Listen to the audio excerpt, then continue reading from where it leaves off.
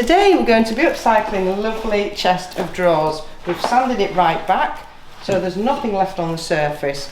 I am thinking I'm going to be putting some decoupage on the front here. So I'm going to be using the Posh Chalk Deluxe Decoupage. Now this lovely design is the bouquet of flowers, and it comes in two sizes. So it comes in an A1 and an A3. Don't know which one I'm going to put on yet, but before I start doing that, because it's a rice paper, it's very translucent. I need to paint the surface that I'm going to adhere it to in a white colour so that my colours will pop. I wanted a really bright white to go under the decoupage, so for that I'm using Nordic Chic. It's a chalk paint. I've never tried it before, so I've decided I'm going to use the A1. I'm going to have to cut out an area of the decoupage, and I think I'm going to take the really bright floral part.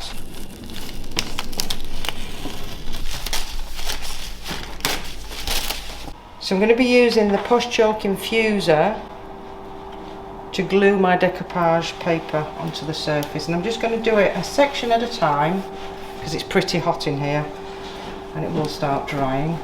Getting a nice thick coat on, and that's as far as I'm going to go.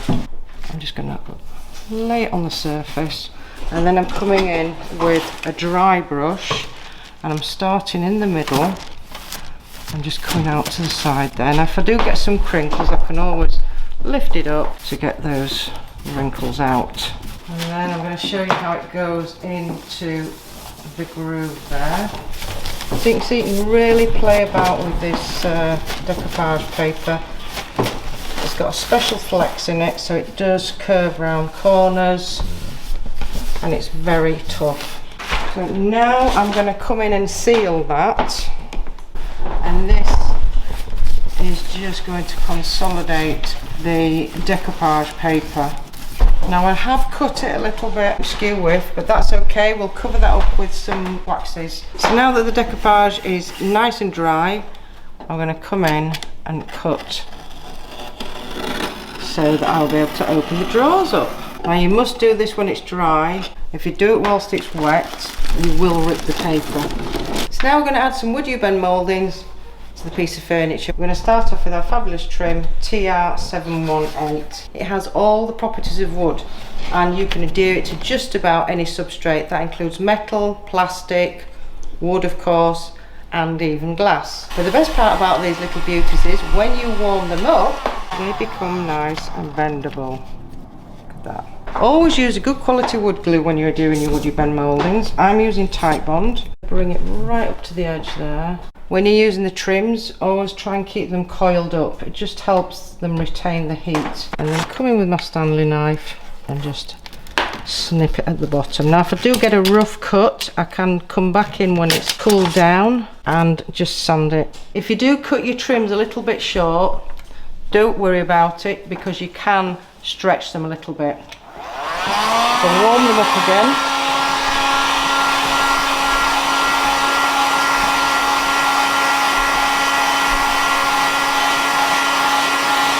When it's nice and warm, you can just stretch it up. We do say in general that the trims will stretch around 10%.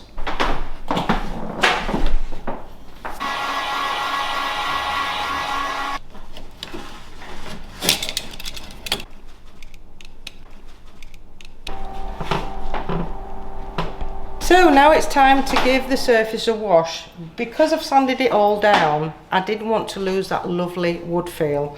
So I'm going to use the Posh Chalk metallic pastes, and I'm using deep gold, and we're just going to give it a wash. So I'm spraying the surface. I'm not saturating the surface. The fabulous thing about these metallic pastes is that they're water based, so you can use water with them. You can turn them into a wash like we're doing here. You can turn them into just about whatever consistency you like. So I'm going to now come back in with a baby wipe and just wipe a little bit of it back so you can still see the wood grain. Still the Posh Chalk metallic paste, but I'm coming in with a darker colour now. Pastes really do go well with papers, for blending purposes when you want to blend them in. So I'm just going to go around the whole piece of the furniture now, just blending the pastes in to the surface and in with the decoupage paper.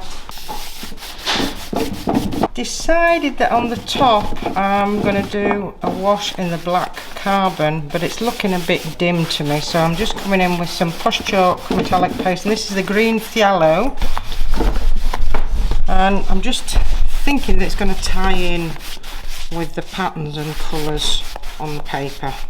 So now we're going to be doing some stenciling with the Posh Chalk stencils. The heat resistant, they're nice and thick, and this is Solly's lace. I'm going to use Posh Chalk pigments. I'm going to be using copper and silver. Just going to decant some of the copper in there and some silver. So I'm going to be using the Posh Chalk Infusor, and it is also an external sealer infuser.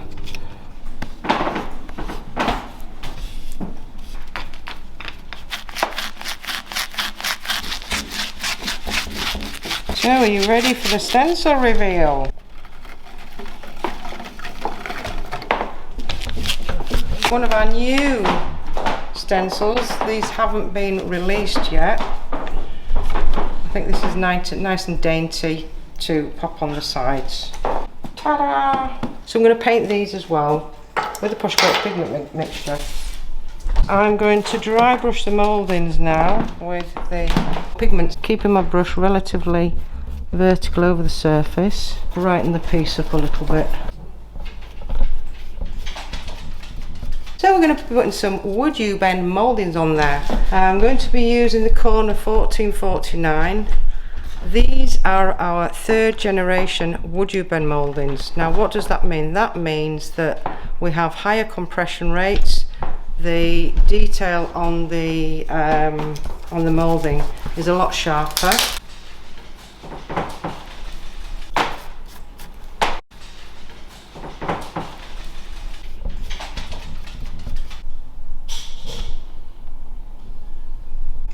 And that's it, we're finished.